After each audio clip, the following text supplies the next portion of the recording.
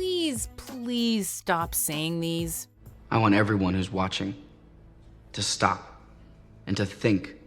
Welcome to Watch Mojo, and today we're counting down our picks for the top 10 most annoying phrases heard throughout everyday life. For this list, we're looking at the most irritating expressions that people use on an all too regular basis. God, I have to stop saying that. They either make no sense, are often used incorrectly, are worn out, or, well, are just plain dumb. That's enough! Number 10. Yeah, no. Wow, what a twist ending. Yeah, no is a perfect expression when someone wants to sound like a condescending ass. Yeah, no, yeah, no, yeah, no, The phrase is usually uttered in reaction to a statement that the speaker thinks is so wrong that they need to demonstrate their superiority with the sarcastic yeah. I've come here to put an end to Loki's schemes. And prove it. Put that hammer down. The no then turns this on its head. Yeah, no. Bad call. He loves his hate. Another instance is when someone's trying to lessen the blow of a negative statement, so they add the extra yeah in there to sound friendlier. Oh, yeah, no. You know what? No, yeah. What? Yeah, we can't give you your money back for that. Yeah, no. You'd have to talk to the people on Wall Street. Yeah. Yeah and no don't belong together, mostly because it doesn't make a lick of sense. So, can we please just say no? No, God! Number 9. If I were you... If this is a dream, I should just kill myself to wake up. Right. I wouldn't do that if I were you, Mr. Fisher. Yeah, well, you're not, so shut up. We understand where people are coming from with this one, and it's often from a place of love and care. After all, a piece of advice usually follows this phrase. I'd turn back if I were you. However, can't people just give the advice? Why does it have to be prefixed with if I were you? While their heart may be in the right place, they end up just sounding patronizing. The first thing I do is thank the stars for all that I have. If I were you. Also, if you were us, you would do exactly whatever we'd do, which wouldn't help at all. Next time, just get to the advice. If I were you, I'd turn back. Yeah? Well, if you were me, then I'd be you! And I'd use your body to get to the top! You can't stop me no matter who you are! Number 8. Same difference. Unless you're using it in a mathematical setting, or referring to the bubblegum pop duo from England, please stop saying same difference because it doesn't make any damn sense. What, really? Same thing? No difference? Yes, we understand what people are going for. It's a way to signify that two comparable things are so close to each other that the differences are insignificant. No. I heard it was the sea he fell in love with. Same story, different versions, and all are true. However, same thing or no difference are the responses that make sense here, not same difference. And no, they're not the same thing. We are same. Same, but different. But still same. Used in this way, same difference is probably the best example of an oxymoron in the English language. And it hurts our heads. Wendy, baby, I think you hurt my head real bad. Number 7, I could care less. This is a common phrase that many people use incorrectly, and it drives the rest of us absolutely bonkers.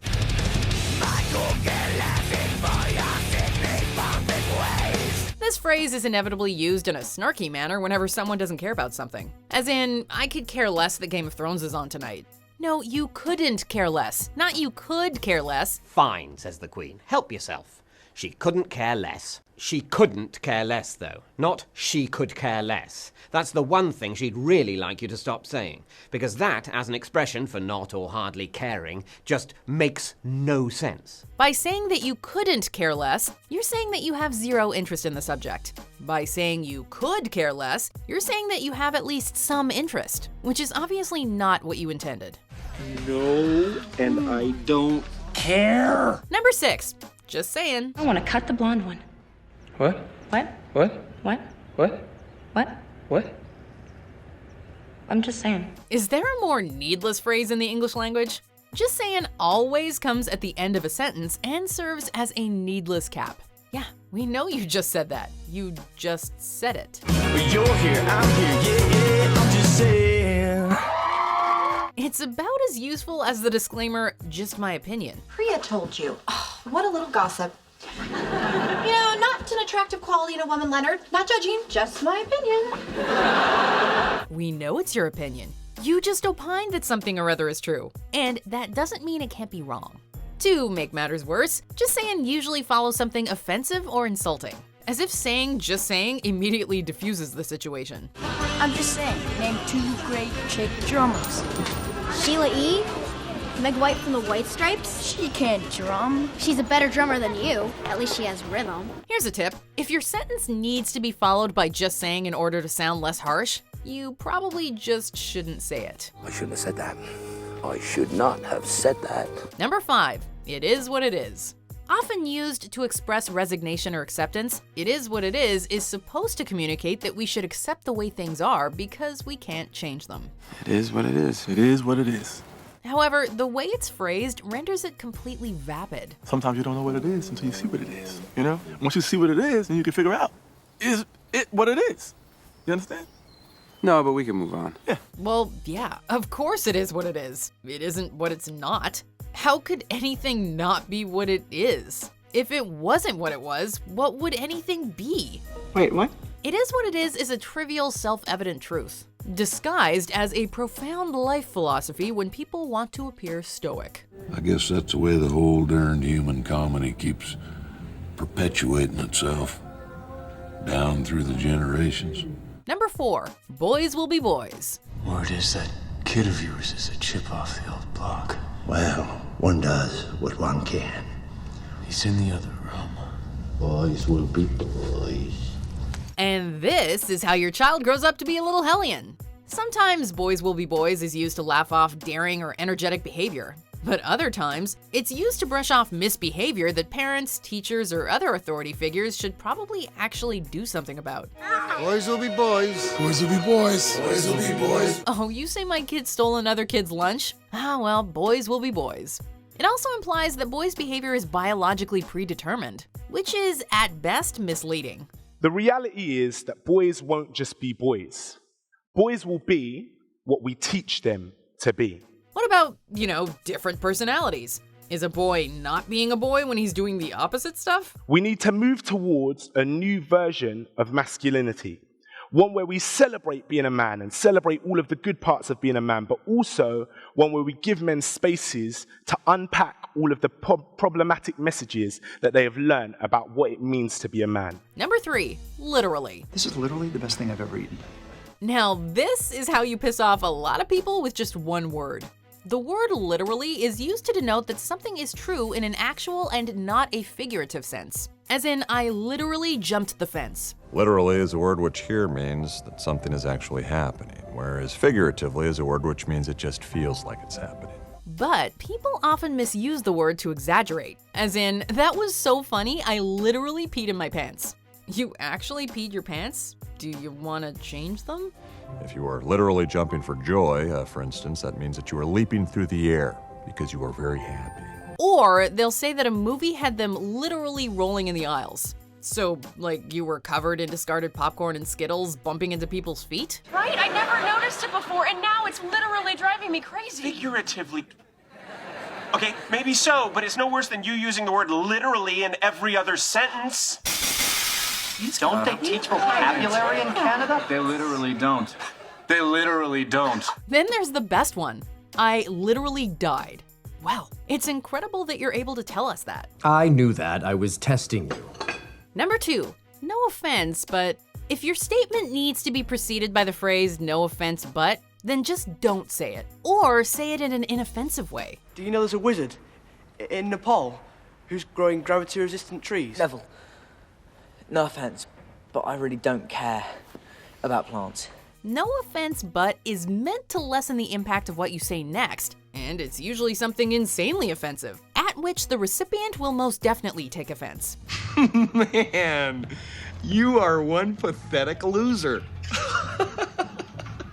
No offense. No, none taken.